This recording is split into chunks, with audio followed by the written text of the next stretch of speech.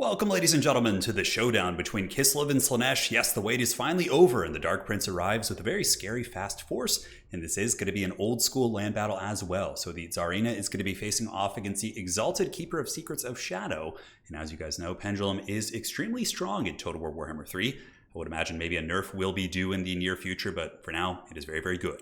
Now, of course, the Slaanesh roster, for the most part, is extremely lightly armored. Pretty much everything on the roster, with the exception of the Soul Grinder, is going to be rocking, I think, sub like 30 armor or something like that. So basically, if you guys are playing against Slaanesh, you just need to bring a bunch of, anti-light stuff. So we have the armored Kossars, of course, have their pistols and their shields, making them a little bit more durable with higher melee defense. We also have a bunch of Winged Lancers backed up with the Kossovite Dervishes as well. So Winged Lancers against Slaanesh, it's a really interesting paradigm. If Slaanesh is able to get the charge on you when you're not prepared, you're going to get annihilated. However, if the Winged Lancers and their super epic mustaches can get the great charge on them, you're going to be winning most of those fights. So Winged Lancers, as well as a Patriarch here in the trees. The Patriarch does provide some nice healing. Up in the Vanguard, we do have triple Horse Archer. The Horse Archers, of course, when you get into open field battles, much like we had in Warhammer 2, it becomes more normal to have a bunch of skirmish cavalry and things like that. And, Slaanesh, like I said, is super lightly armored. If we're looking at the Seekers, they have 40 armor. The Keeper has 5 armor. The Marauders have 15. Here, the Cultist has 25. The Fiends have 30. Like, everything is really, really weak against light armored focus fire. Now, I was playing against Aerocrastic here, and we were just kind of chatting casually during the game, and I was like, oh, this looks like a fun army you have here, and I did not see this behind me. You'll also notice that everything in Slaanesh has 100 speed. So pretty much all their cavalry are 100 speed or 95 speed, and these are the Hellstriders, super good against Kislev because they have anti-large and also poison, and they're like dirt cheap. They cost like 600 gold. You have some Hellstriders, again here, which are anti-large. Seekers of Slaanesh are like dedicated armor-piercing cavalry, so you mix them in, and they'll be able to punch through the Kislevite armor. So very scary ambush. I was sitting here in the trees, I was like, oh man, I have all of the army in front of me. Man, that demon must have been really expensive because your army looks quite small, but surprise, Slaanesh! In the back door, as Slaanesh I'm sure enjoys, and we're going to try and hold here. So we have Winged Lancers and more Kossovite Dervishes. The Lord is going to be Katarin, and she has all the big Vortex spells and anti-light stuff, so hopefully that will do well. Now, the charge comes in, the Hellstriders of Slaanesh are moving, and I did see it at this point. I was like, oh god, the ambush is here! And we will be turning around and countercharging, so a big charge in the forest as the Dervishes as well as the Winged Lancers arrive, charging into the Slaanesh heretics. Getting pretty good damage for sure. You can see they take a lot. They're very much glass cannons, but in the backfield, I'm getting hammered pretty good.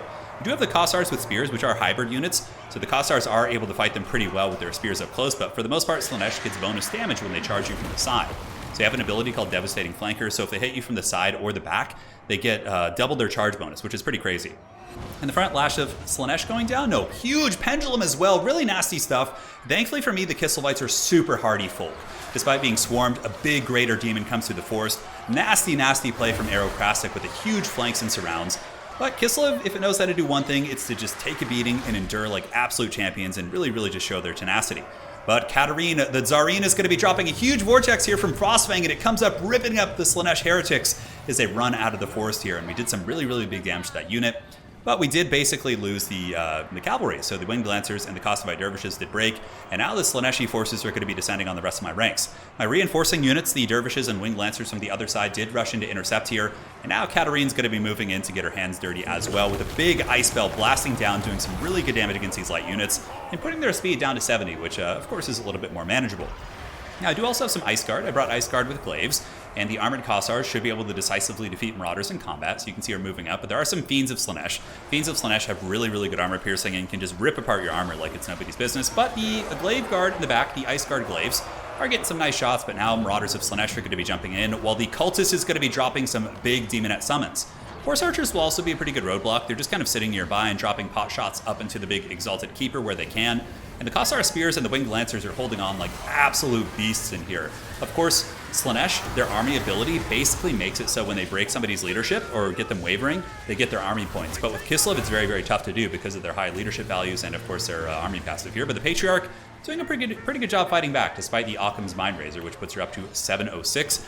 The Exalted Keeper is a beast, with Lore of Slaanesh also, of course, having anti-large is quite good against Kislev. But we've kind of survived the initial onslaught. Now the Kislevites are re-rallying for round 2. Here in the back, we have some Winged Lancers doing battle with some Hellstriders. Winged Lancers will probably lose that fight because they're not on the charge anymore. And these guys do have anti-large, but my Horse Archers and Dervishes should be able to come over and help make a little bit of a difference in that fight. Now back in the epicenter of combat, the Tsarina is looking for some engagements, and it looks like she's going to be charging her bears into the Seeker chariots, which are trying to penetrate into the last of my infantry. But again, everything with Slaanesh is like a super big glass cannon with 100 speed. I would say overall Slaanesh is going to be really, really good for advanced players, but for beginners they're going to be very, very difficult to play. But one of the cool things about the horse archers here for Kislev is that they are pretty okay in combat, and against Slaanesh's terrible melee defense stats, even the basic horse archers with their 26 melee attack and 24 weapon strength and poison here are going to trade reasonably okay, so they're serving as a very good sweeper unit. Now we got some armored Kossars, and I am kiting back with my Ice Glaive Guard, or the Ice Guard with the Glaives, trying to get away from the Marauders. They're 38 speed, and the ladies are 36, so they should be able to kind of pull back. Once again, the Winged Lancers surging down the hill. I love the aesthetic of these guys, pushing back the chariots, and now both Aerocrastic and I are going to be kind of getting our bearings as we prepare for the big fight. So the spell I've been using over the course of the whole game for Katarin has been the Death Frost ability here on the Exalted Keeper, and also the Wind spell. So both of them, of course, doing some nice damage to bring down the big keeper, which is very much a glass cannon. But another charge, once again, the Winged Lancers hammering into the chariots, getting some good impact damage on these bad boys, while the Armored Kossars move in as well. Now, as far as the Kislev passive, By Our Blood, it can only proc once per unit per game, so you can't get it proccing multiple times. And now we get the big keeper fighting, and the Winged Lancers able to break the chariots. Will continue to push them, while the Tsarina continues to fight the giant beast from hell here. But the Exalted Great Keeper still does have, I think, about 3,000 HP, so going to be a relatively tough grind for sure. So try my best to just stabilize these Ice Guard. I know they're going to be really, really good if I can get them into fighting. They have halberds, they do have the frostbite arrows, which slowing down Slaanesh is always useful. So I do pull in the horse archers as a bit of a sacrifice into the Slaaneshi Marauders.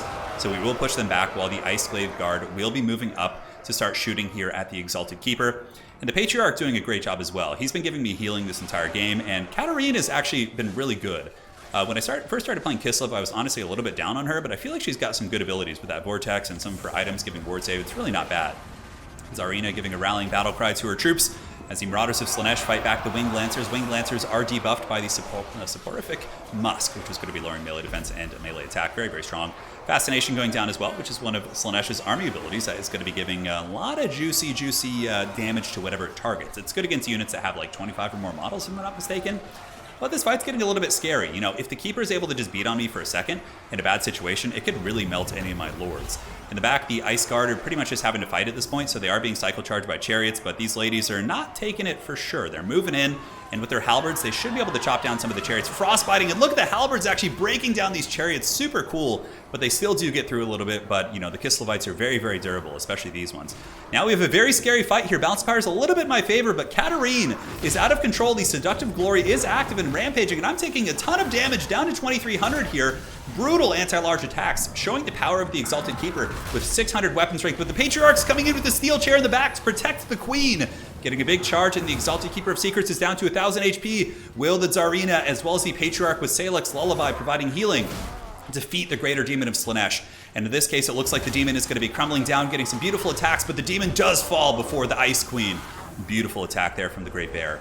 And now she's going to be riding across, looking to reinforce her troops. Balance of power now decisively in the favor here of the Immortals, as the Tsarina and her Patriarch recite Tor's Battle Hymn, giving nice melee attack to the Ice Guard, which are going to be fighting very, very well against these Marauders. They're still pretty decent, even with the halberds here. They have very good combat stats. So taking a look, I think it's near the 40s. Yeah, 45 melee defense, and with Tor's Battle Hymn, 77 melee attack. Incredible stuff for sure. So with the Greater Demon having fallen, Kislev has survived the ambush.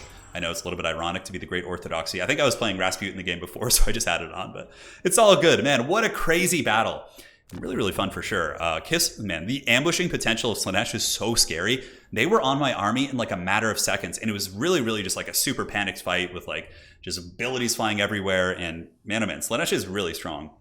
So is Kislev, though. In my experience, Kislev does have a pretty even matchup with Slaanesh. We played quite a few games here in both traditional battle as well as domination mode. In domination mode, I think Slaanesh is going to be hardcore S tier in domination mode. There's some battles that I'll be showing you guys in the next few days where you're going to be like, oh my god, that is gross. I actually think Slaanesh is even stronger in domination mode. Their ability to bounce around objectives and snipe you as you try and transition to other objectives is crazy good. Now, Tsarina with about 2,400 value, and the little Kossars did good. Horse archers with great value, of course, with a lot of squishy targets, and even my cheap Kossar spheres were able to mitigate and do good value back, despite being swarmed, right? Ice Guard about 700, Winged Lancers did nice, and yeah, it was just a super scrappy fight. 3,700 on the Greater Demon, just solid work from most of the Slaaneshi troops. Very overwhelming. Their roster is pretty insane for sure. But yeah, hopefully you guys enjoyed that one. I'm going to be doing, of course, as the game does launch, a combination of land battle tournaments as well as domination tournaments, see what people really want to do. But Slaanesh is really, really scary on those domination tournaments. You guys are going to see. They are freakishly good. Now, looking forward to showing you the tricks and traps of the Dark Prince. All right, that's it. Thank you guys for watching. Appreciate you all. We'll see you on the other side, and take care of yourselves.